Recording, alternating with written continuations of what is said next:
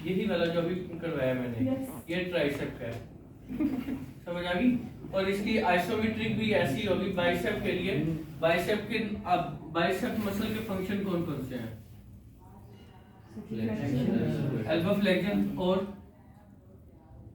Shoulder flexion में भी होगा, और सुपिनेशन में भी आता है। सुपिनेशन में प्राइमरी जो सुपिनेटर है वो आपका बाइसेप ही है, ठीक है। तो इसलिए आप इसकी एल्बो फ्लेक्शन की तरफ लेके जाओ तो ये इसकी आइसोमेट्रिक है, ट्राइसेप की आइसोमेट्रिक ये है, ठीक है। नीचे से मैं रेजिस्ट दे रहा हूँ और उसको एल्बो को एक्सटेंड करने की कोशिश कर रहा हूँ, ठीक है। दोनों की आइसोमेट्रिक होगी। फोरआर्म की स्ट्रेचिंग जो अभी की हमने, इंटीरियर कंपार्टमेंट की ये, पोस्टीरियर कंपार्टमेंट की ये, ठीक है। इसकी आइसोमेट्रिक कैसे करोगे? कहाँ पे और कैसे करोगे? इसको कहेंगे क्या? ये एक्सेसिस कंपार्टमेंट के लिए है और फ्लेक्सस के लिए आपने ये पामर साइड पे आपने हाथ रखना है, ठीक है। पाम्स में या अपने बैक जो मेटाकार्पल बोन्स है वहां पे हाथ रख के इसको रेजिस्ट देना है, ठीक है ना। फिर यहाँ पे इसका अमल दखल खत्म हो जाता है, ठीक है। ये सारी हमने अपर लिम्ब की स्ट्रेचिंग और आइसोमेट्रिक्स वगैरह की है, ठीक है। अब बात करते हैं हम इसकी मोबिलाइजेशन की, ठीक है। कैल्टन बोन के अकॉर्डिंग अगर आप मोबाइल करते हो शोल्डर जॉइंट का, मूविंग बोन अगर आपकी कन्वेक्स हो तो आप किस डायरेक्शन में फोर्स लगाते हो? ऑपोजिट डायरेक्शन में। और अगर आपकी मूविंग बोन कनकेव हो तो आप, ठीक है। अब जो शोल्डर जॉइंट है उसमें कन्वेक्स कौन सी बोन है और कनकेव कौन सी है? और ह्यूमरस कन्वेक्स है। तो आपने अगर इंटीरियर ग्लाइड दी है, ठीक है, इंटीरियर ग्लाइड देते हो तो कौन सी मूवमेंट इंक्रीज होती है? एक्सटेंशन। क्या कहा आपने? अगर आप इंटीरियर ग्लाइड देते हो ह्यूमरस पे तो कौन सी मूवमेंट इंप्रूव होती है? एक्सटेंशन। और अगर पोस्टीरियर ग्लाइड एक्सटर्नल रोटेशन, शाबाश, ठीक है। और अगर आपने पोस्टीरियर ग्लाइड दी है तो होगी और इंटरनल रोटेशन होगी, और इंफीरियर देंगे तो सुपीरियर एब्डक्शन इंप्रूव हो जाएगी, ठीक है।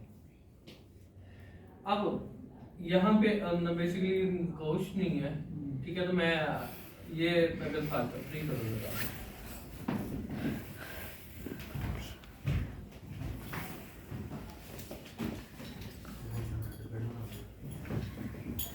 मैं सुनाने की जरूरत नहीं, वैसे ले सीधा लिख लो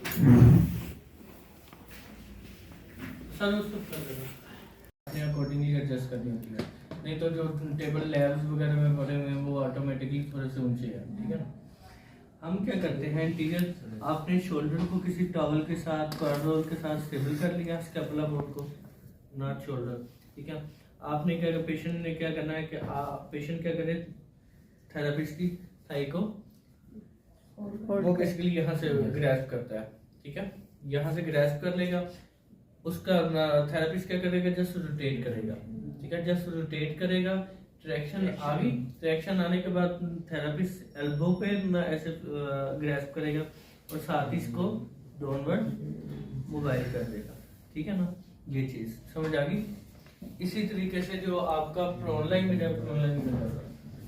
ये पोस्टीरियर ग्लाइड थी, ये पोस्टीरियर ग्लाइड थी, ये पोस्टीरियर थी, भी सीधा लेटा है पीछे, ठीक है ना।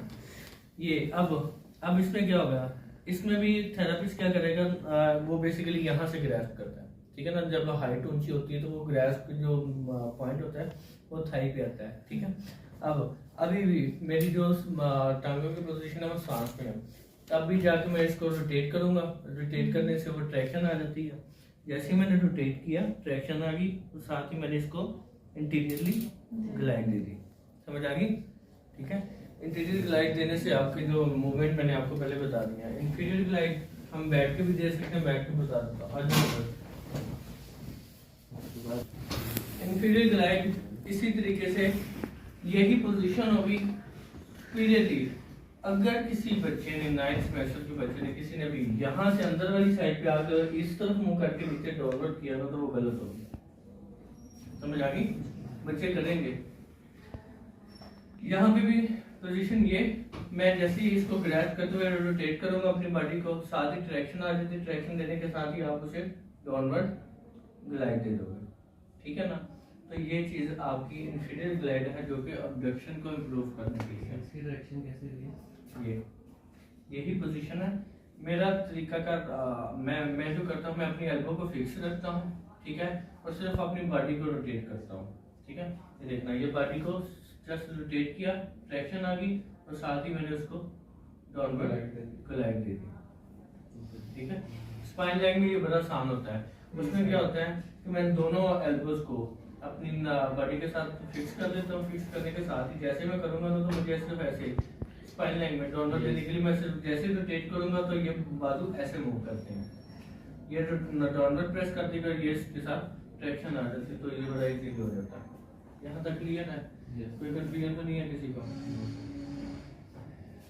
एल्बो की बात करते हैं। एल्बो जॉइंट में ट्रू एल्बो और फॉल्स एल्बो होती है। ट्रू में कौन कौन सी बोन्स इन्वॉल्व होती है और फॉल्स में कौन कौन सी होती है? शायद पहली बार नाम सुन रहे हो। हाँ ठीक है ना, मैं इसलिए आपको बता रहा हूँ। ट्रू एल्बो में कौन से होते हैं, फॉल्स एल्बो में कौन से होते हैं? अभी आप तो पढ़ चुकी हो, आप पढ़ चुकी हो,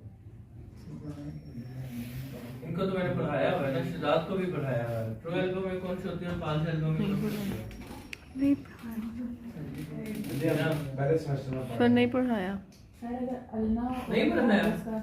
बीबी आपने पिछले ऐसे भी मुझसे पढ़ी है, मुझे पता है कि मेरे पिछले स्टूडेंट कौन कौन से हैं। सर कोई नहीं सर।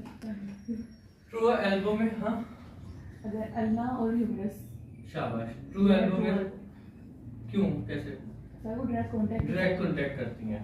जो फॉल्स एल्बो है वो आपकी रेडियस प्लस ह्यूमरस का है, और रेडियस कांटेक्ट करती है ह्यूमरस के साथ वो सिर्फ तब करती है जब एल्बो फ्लेक्स करती है, फुली फ्लेक्स होती है, तब कांटेक्ट करती है, अदरवाइज वो कांटेक्ट नहीं करती, ठीक है।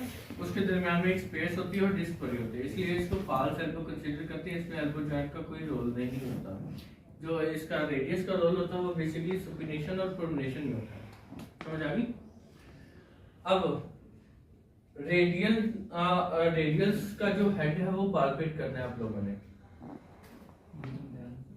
बताया ना। रेडियस का हेड कैसे पाल्पेट करोगे?